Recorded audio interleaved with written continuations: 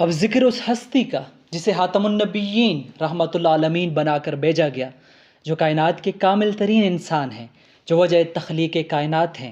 نہ کوئی آپ سا تھا نہ ہوگا۔ آپ جہاں قدم رکھتے تھے زمین ٹھنڈی ہو جاتی تھی، جدھر سے گزرتے تھے بہار آ جاتی تھی۔ شب ظلمت کے اندھیروں میں گم تھی عقل انسانی، یکا یک طاق کعبہ میں چراغ ہاشمی آیا۔ نبوت انبیاء دیتے رہے آدم سے عیسیٰ تک، نبوت ناز فرماتی ہے جس پہ وہ نبی آیا۔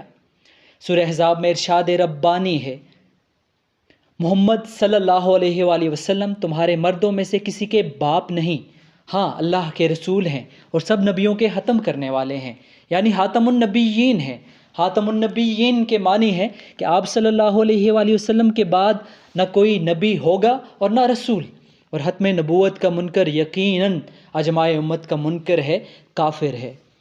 حضرت ابو امامہ سے روایت ہے کہ حضرت محمد صلی اللہ علیہ وآلہ وسلم نے فرمایا، میں آخری نبی ہوں اور تم آخری امت ہو۔ ختم نبوت اور رسالت کا معاملہ ایسا نہیں کہ اس بارے میں کسی درجے پر بھی بے اعتنائی اختیار کی جا سکے۔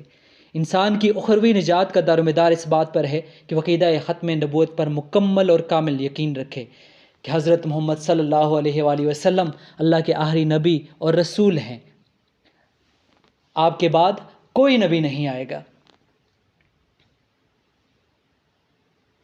یہ فیصلہ ہے اپنا، یہی بات ہے آخر، ہے ختم نبوت کے لیے جان بھی حاضر۔ صدیق کی تلوار نے کذاب کو مارا، یوں ختم نبوت پہ کڑا پہرا لگایا۔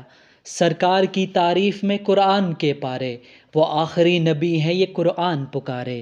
جب لا نبی بعدی محمد نے کہا ہے، اب جو نبی کا دعویٰ کرے جھوٹا بڑا